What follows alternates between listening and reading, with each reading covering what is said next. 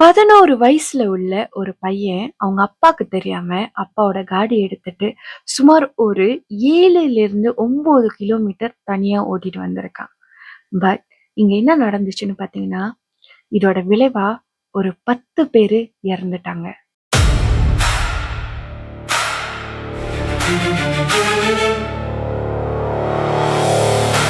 Time travel.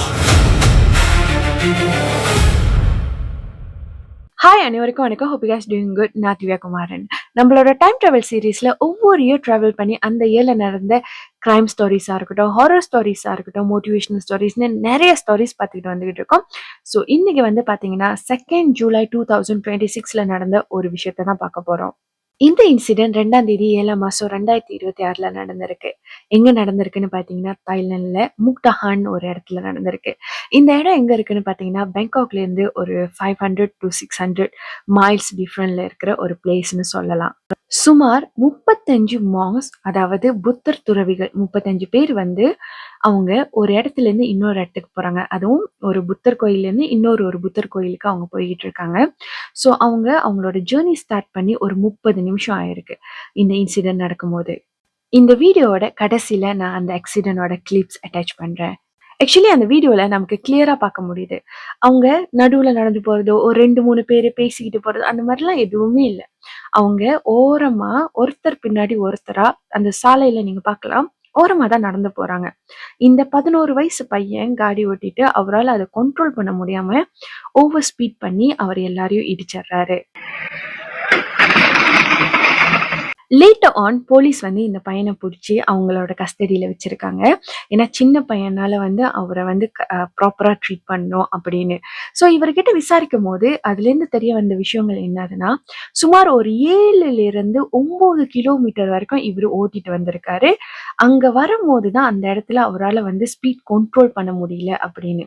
இன்னொரு விஷயம் தெரிய வந்தது என்னதுன்னா, அவங்க அப்பாவுக்கு தெரியவே தெரியாது இவர் வந்து ட்ரக் எடுத்துட்டு வந்திருக்கிறத. இந்த இன்சிடென்ட் படி இப்ப வரைக்கும் 10 மாங்ஸ் வந்து இறந்துட்டாங்க.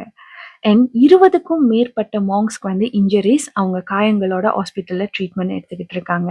இந்த கேஸ்ல இன்வால்வ் பண்ணது 11 வயசு மைனர், அதாவது சின்ன பையனால. ஸோ போலீஸ் வந்து இதை வேற விதமாக தான் ஹேண்டில் பண்றாங்க. அட் த சேம் டைம் இந்த ஃபாரன்சிக் டிபார்ட்மெண்ட் வந்து அந்த காடியை வந்து தரவா செக் பண்ணிக்கிட்டு இருக்காங்க. அதுல ஏதாவது மேபி பிரேக் ஃபெயிலியர் இருக்கா, இல்லை வேற ஏதாவது கண்டிஷன் இஷ்யூனால இது நடந்துருச்சா அப்படின்னு. பட் என்னதான் இருந்தாலும் 10 உயிர் போடுறது வந்து சாதாரண விஷயம் இல்லை. நம்ம எல்லாருக்குமே தெரியும், மெஜாரிட்டி பீப்புள் வந்து தாய்லாந்துல வந்து புத்திசம் வந்து ஃபாலோ பண்றவங்க அப்படின்னு. அண்ட் அங்க மாங்ஸோட எண்ணிக்கை வந்து கூட. மேபி கவர்மெண்ட் இந்த இடத்துல அவங்களுக்கான அந்த ப்ரையாரிட்டி, சேஃப்டி அது எல்லாத்தையும் கொஞ்சம் கவனம் செலுத்தணும்னு நான் நினைக்கிறேன். இந்த இன்சிடென்ட்க்கு இந்த 11 வயசு பையனோட பேரண்ட்ஸ் வந்து டைரக்டா இன்வால்வ் இல்லை. ஆனா அவங்களோட கவனக்குறைவும் இதுக்கு ஒரு காரணம்னு நான் சொல்லுவேன். உங்களோட பையன் சுமார் ஒரு 7-9 கிலோமீட்டர் தனியா காடி ஓட்டிட்டு போயிருக்கானா, நீங்க உங்க பையனை எங்க இருக்கான்னு கவனிக்கலையா? அது மட்டும் இல்லாம அவன் வந்து காடி ஓட்டுற அளவுக்கு அந்த எக்ஸஸ் இருக்கிற அளவுக்கு தான் உங்க பையனோட சேஃப்டி நீங்க பாத்துக்கிறீங்களா? இறந்து போன அந்த 10 மாங்ஸ்க்கும் ப்ரே பண்ணுவோம். இன்னும் காயங்களோட ட்ரீட்மெண்ட் எடுத்துட்டு இருக்கிற மற்ற மாங்ஸும் சீக்கிரம் குணமடைய ப்ரே பண்ணுவோம். கண்டிப்பா கூட இருந்த எல்லா மாங்ஸ்க்கும் இது ரொம்ப பெரிய ஒரு ட்ராமாவா இருக்கும்.